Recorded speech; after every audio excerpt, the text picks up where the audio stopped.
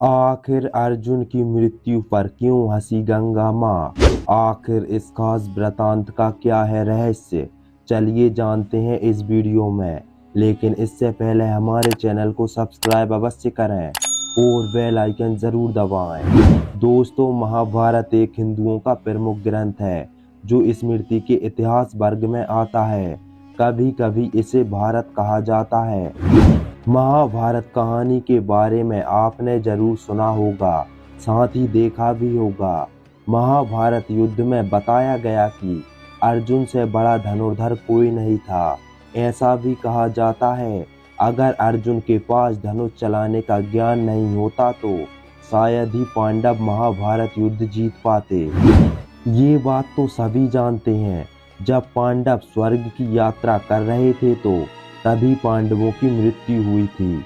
लेकिन आपको जानकर आश्चर्य होगा कि अर्जुन की मृत्यु स्वर्ग जाने से पहले भी हो चुकी थी। महाभारत में एक ऐसी कहानी का वर्णन मिलता है जिसमें अर्जुन के पुत्र ने ही अपने पिता का वध किया था और अर्जुन की मृत्यु पर माता गंगा जोर जोर से हंसने लगी थी।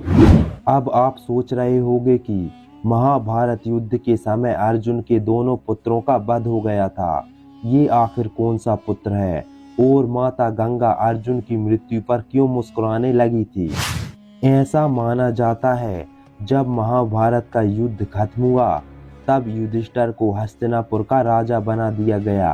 कुछ दिन बाद भगवान श्री कृष्ण के कहने पर युधिष्ठिर ने अश्वमेध यज्ञ किया और नियम के अनुसार अर्जुन की निगरानी में छोड़ दिया।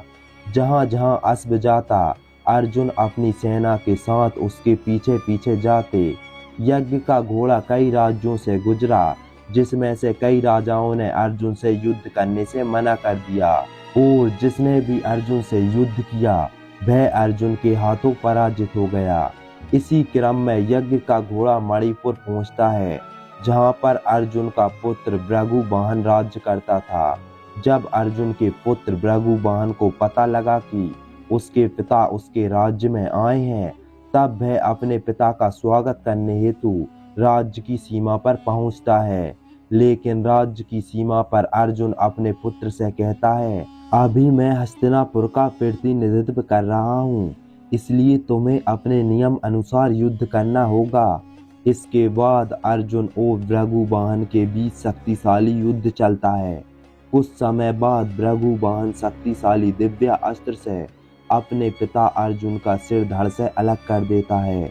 ये बात जब भगवान श्री कृष्ण और माता कुंती को पता चली तो दोनों मणिपुर पहुंचे और ये देखकर दोनों को धक्का लगता है। वहां पर श्री कृष्ण ने देखा कि देवी गंगा अर्जुन की मृत्यु पर जोर जोर से हंस रही है।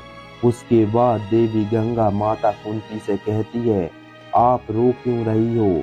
आपके पुत्र को तो उसी का बदला मिला है जिस प्रकार मेरे पुत्र भीष्म, जिसे अपने पुत्र की तरह स्नेह करता था, फिर भी इस पापी ने मेरे पुत्र भीष्म का वध कर दिया।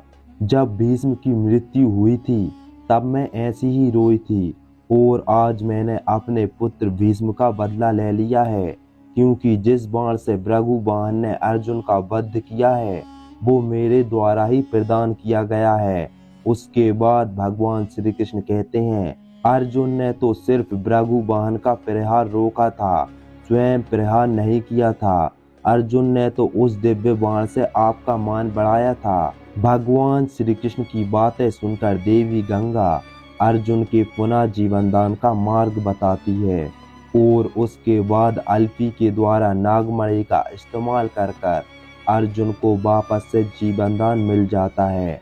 दोस्तों, आशा है आपको महाभारत का ये रोचक वृतांत पसंद आया होगा। अगर वीडियो पसंद आई हो तो चैनल सब्सक्राइब अवश्य करें।